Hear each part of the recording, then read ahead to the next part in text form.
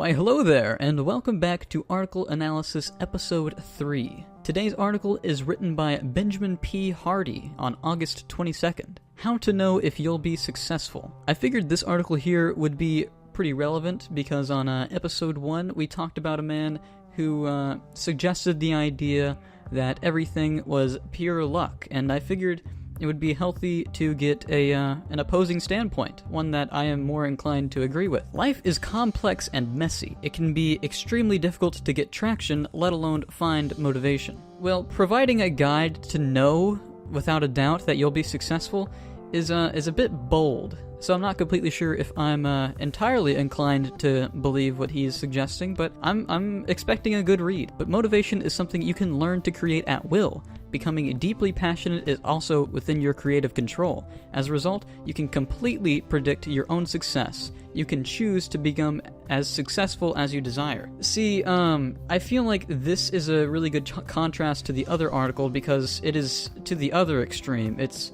saying that you completely control your success. I don't think it's healthy to ignore that element of luck that could or could not play a role in your success, but I do think your mindset, your passion, and your creative control influence your motivation, and your motivation is pretty much entirely what fuels success, so I know where he's coming from. You can choose to become as successful as you desire. Here's how. 1. Turn success into a game, not a grind. Life is a game. Play it. By Mother Teresa. I think this is how I personally view life as a game. I don't know if that's because I play too many games, but I don't know, just the more you think about it, the more reality does seem like a game. Anyway, we hear a lot of people grinding these days. That sounds awful. Grinding day in and out is a path to burnout and misery. I couldn't have said it better myself. After those hours of No Man's Sky, I know this better than anyone. The best performers in the world don't grind, they game. I like that quote. For example, Warren Buffett became good at selling because as a child, he would go door to door selling chewing gum. Wow, that's really interesting. I didn't know that you could make a profit off of selling chewing gum, let alone door to door, and as a kid. But he wasn't focused on making money. Instead, he was fascinated trying to figure out which flavors sold best. That's so wholesome. That's awesome. Even back then, he was trying to make predictions. He's still playing the same games. So far, this article is doing a lot better than the previous one written by David at convincing me of his viewpoint. According to author Daniel Coyle, if it can be counted, you could turn it into a game. Rather than practicing in a tedious and boring way, you're far better off turning your practice into a game. This is why CrossFit is so successful. There are objectives, where you start and complete new challenges. You know, I already agree with this, but he's vocalizing it in a way that is really fulfilling to hear. I recently had this experience learning Spanish on the app Duolingo.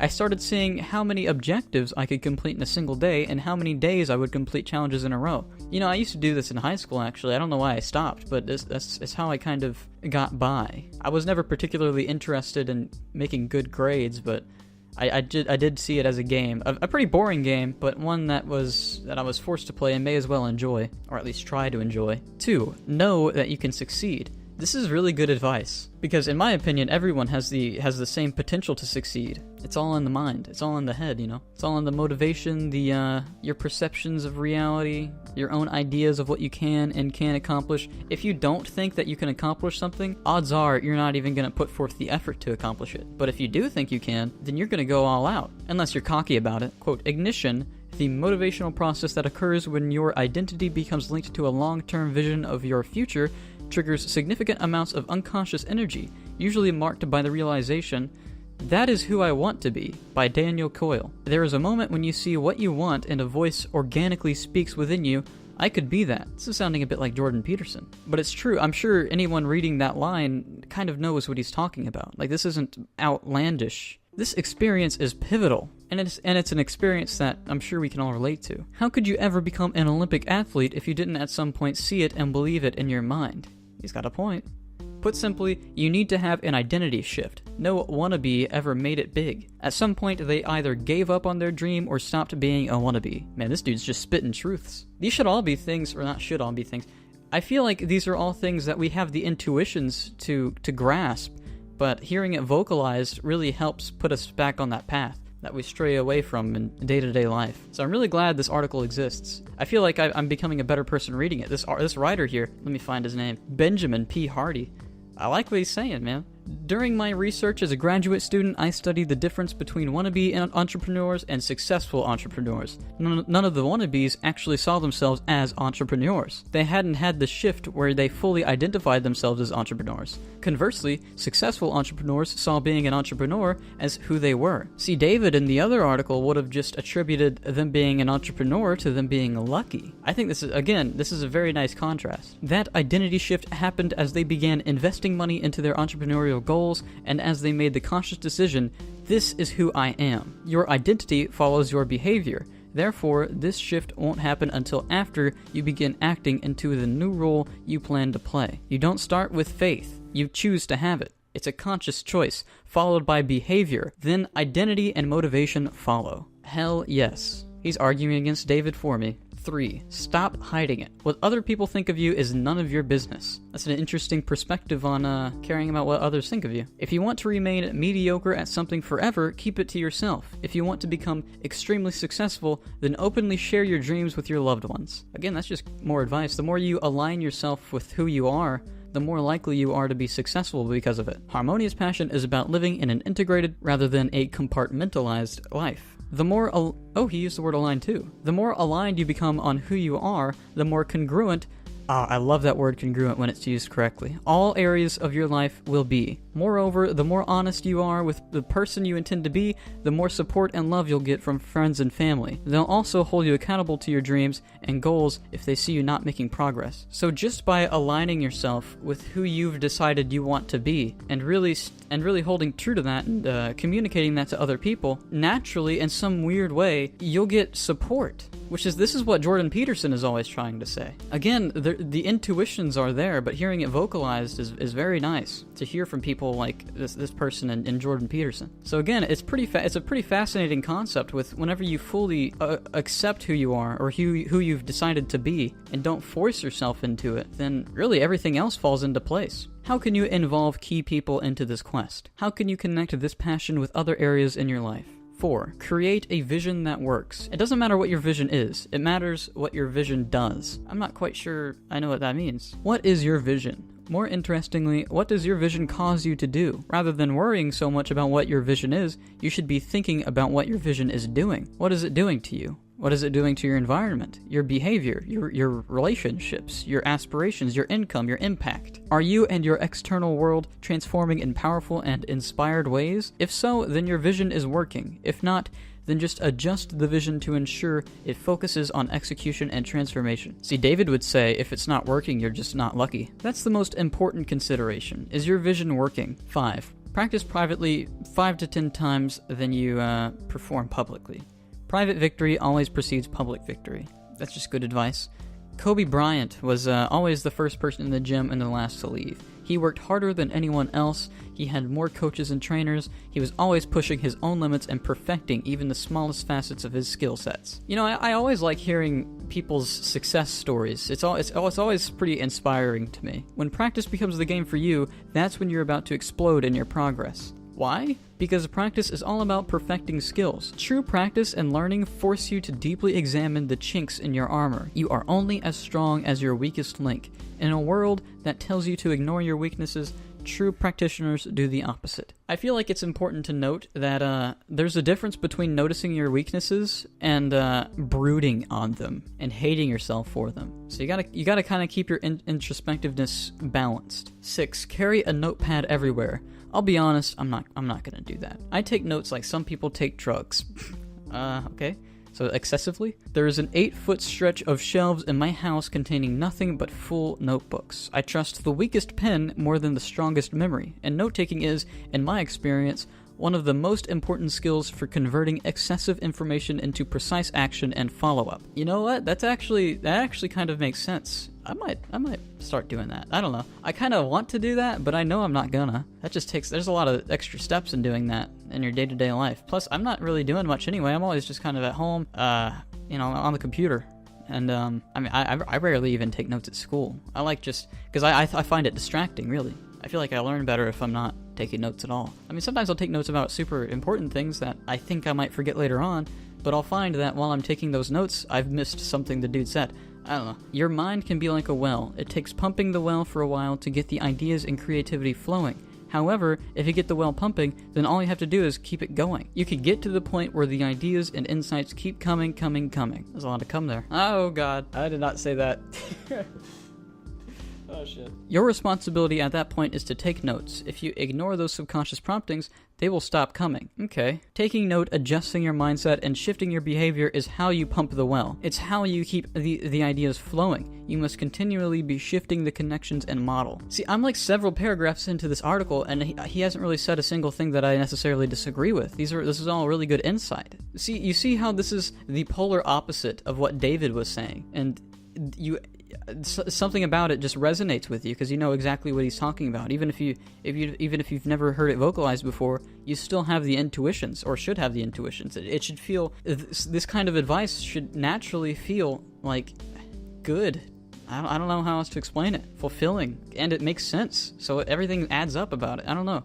It's very synchronous with how we're already built. 7. Quickly address mistakes or you'll stop learning.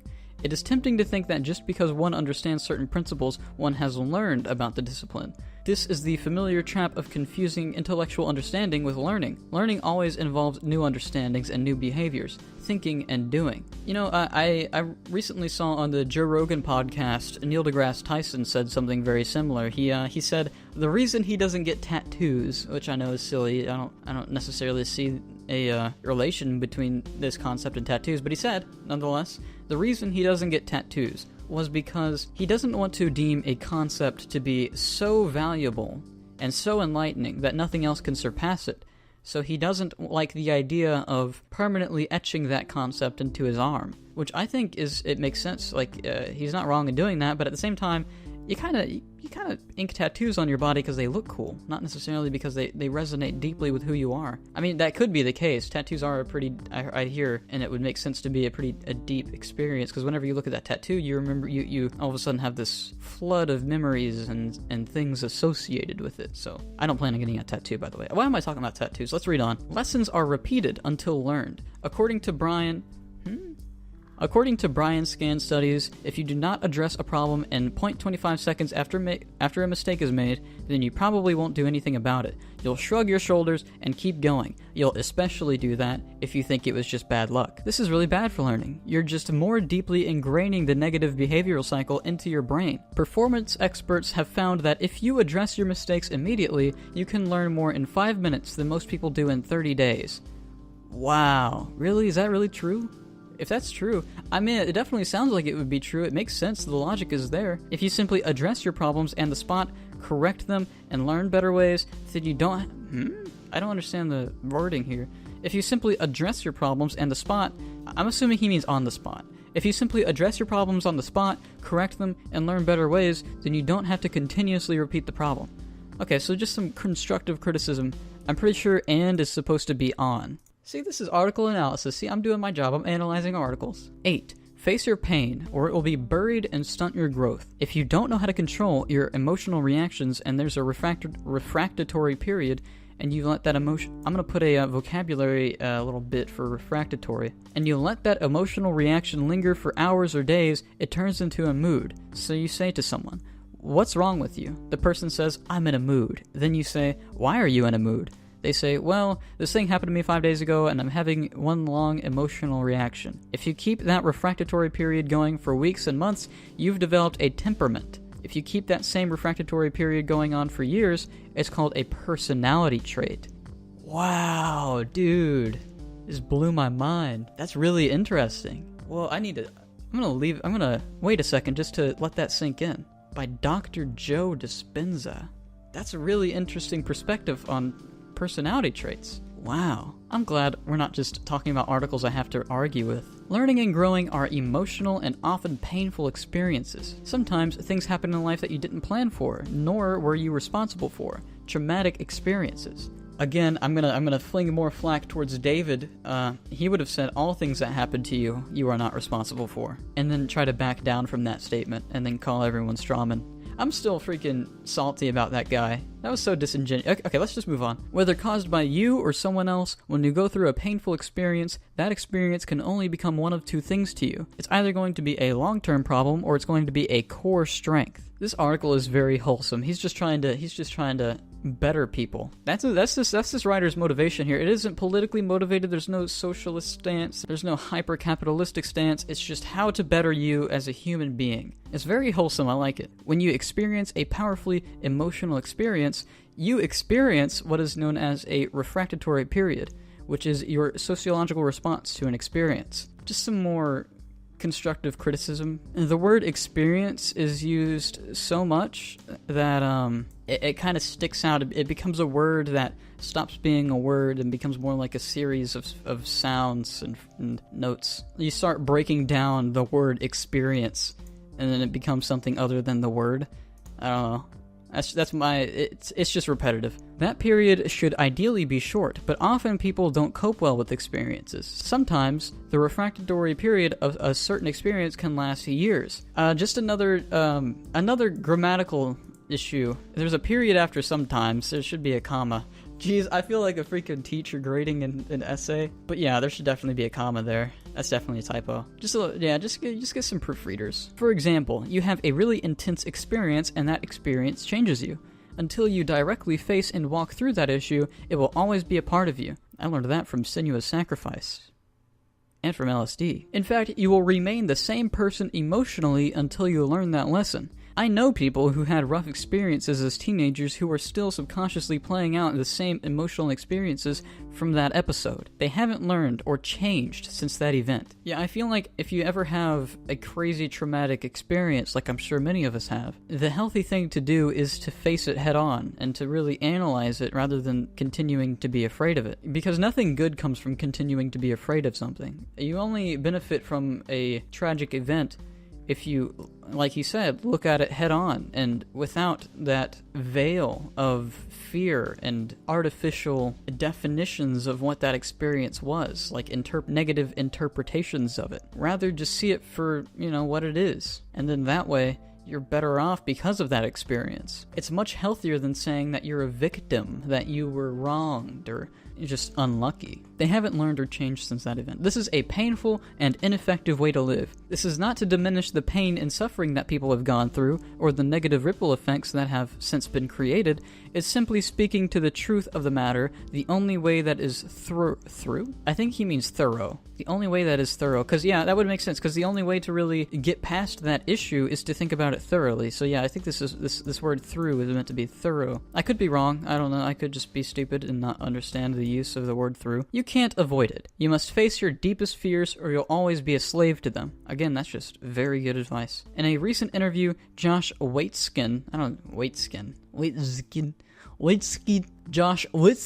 described an experience where he almost died. He was doing underwater breathing techniques and accidentally passed out. Rather than allowing a long refractory period to occur, he said that he was back in the water 2 days later. And see, whenever you hear about people overcoming issues like that, you get a sense of, you feel proud of them, You feel like that's an admirable trait about them. Naturally, we gravitate to those kinds of people. We put those kinds of people in leadership positions. Somehow, there's just some force about them that just naturally people gravitate to. It's likely because whenever we were in tribes still, we were more likely to survive whenever we had people with these traits to be our leaders, and these traits to be our hunters. And we would teach these things to our kids, or they would somehow learn, whether that was through just normal living, or they just ate a random mushroom on the ground, and then gained the insight that way. If you've never heard of the stoned ape theory, I highly suggest you look into it. I heard about it through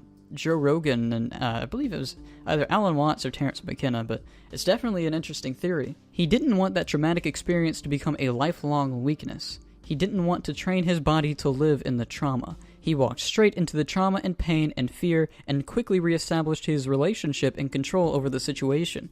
Therefore, that experience became an incredible blessing and learning and experience. What? Okay.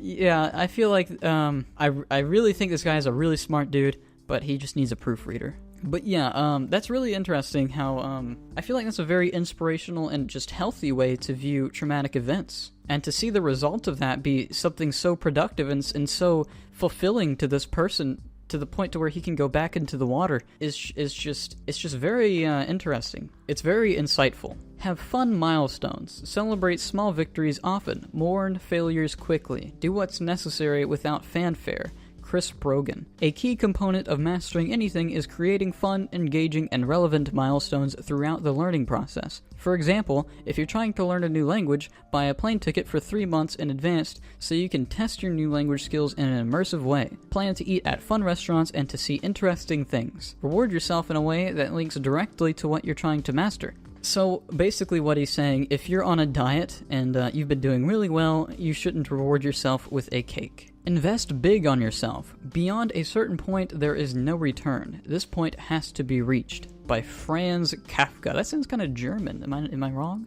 Dreamers invest their money and time into distractions, while doers invest their time and money into their dreams. The financial investment will make it real to you. Yeah, I've actually done things similar to this simply because of that one concept. Like, I got this fancy mic because I wanted to start YouTube, and I probably would have never started if I didn't have this. If I didn't spend a good chunk of change on this piece of metal that records my voice. This is a huge part of your ignition. See number 2 above. When you start acting in ways that excite you and in ways that reflect the future identity you're trying to create, then you begin identifying with that future self here and now. You signal to yourself who you are by the actions you take. Your behaviors shape your personality and identity. Yeah, I agree wholeheartedly with this, as I practice this every once in a while, and it's been very productive. As you can see, this is the 3rd day in the series here, and I've been acting on it, and I like about a week ago, I would have never thought that making daily content was even possible, but here I am doing it, starting a pattern. And because of that, I feel like I'm more likely to stick with it in the future. Like, I'm very confident that this will be an ongoing trend, and that maybe I might even grow a following. This is one of the most important moments you can have, that moment where you say, whoa, I'm actually doing this. Yes, indeed. That moment is deeply connected with the moment where you say inside of yourself, I can be one of those. 11. Ignore everyone. For the first couple years you make stuff, it's not that good. It's trying to be good. It has potential, but it's not.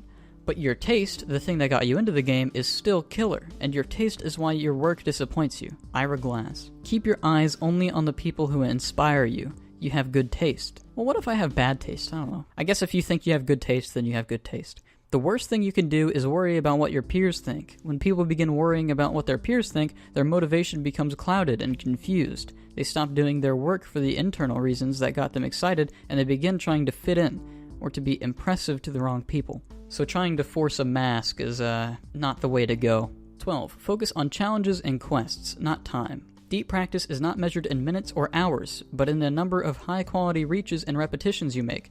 Basically, how many new connections you form in your brain. Daniel Coyle. In his book, Living with the Seal, Jesse Itzler, I'm so bad at names, tells the story of being inspired by a certain Navy SEAL and consequently inviting him to live in Itzler's home for a month.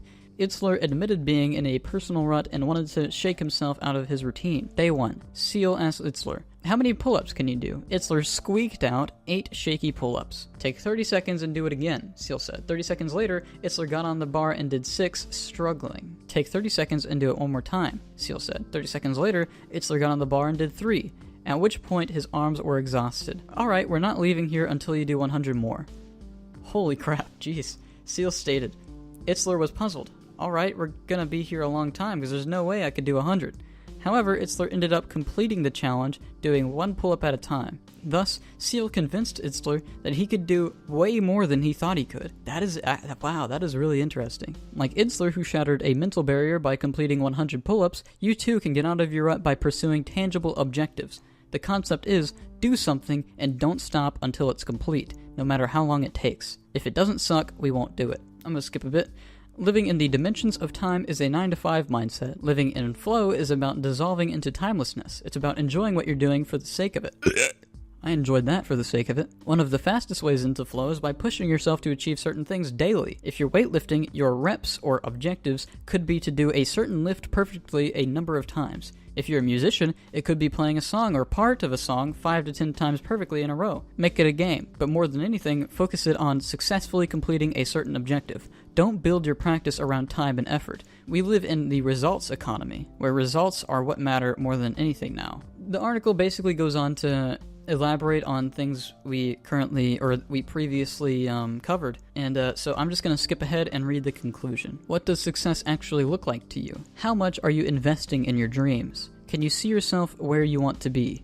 Are you going to get there? And then he links to this here. Ready to upgrade? I've created a cheat sheet for putting yourself into a peak state immediately. You follow this daily, your life will change quickly. Get a cheat sheet here. Okay, so I'm going to leave a link to this article simply because I think this is a good article, actually. It's well written, there's a couple grammatical errors, but the concepts and the ideas he suggests or provides to us are very, I would say enlightening, but I don't know, I don't like using that word.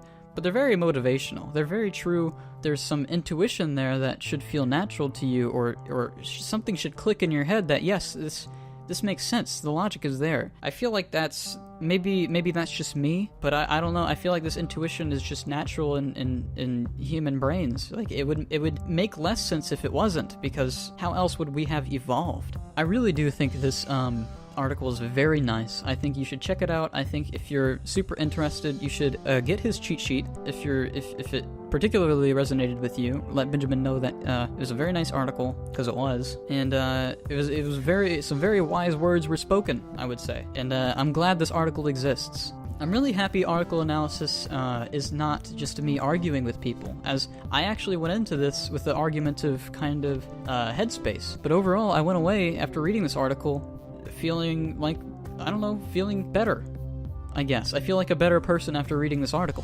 That's really the only way I can vocalize it, even if I'm gonna risk sounding cheesy. But yeah, I feel like there was some very thought-provoking things said here, and I hope you guys thought so as well. This has been Article Analysis Episode 3. My name is PsychicSploob. If you enjoyed, subscribe. I make these videos every single day. This article analysis series is a daily thing, and we're not always going to talk about things I agree with. We're not always going to talk about things that were funny, like in last episode, and we're not always going to talk about things that we want to argue over. The goal of this series is just to read articles, make learning about the world just that much more interesting. That being said, I hope you all have a good one. Peace out. See you tomorrow.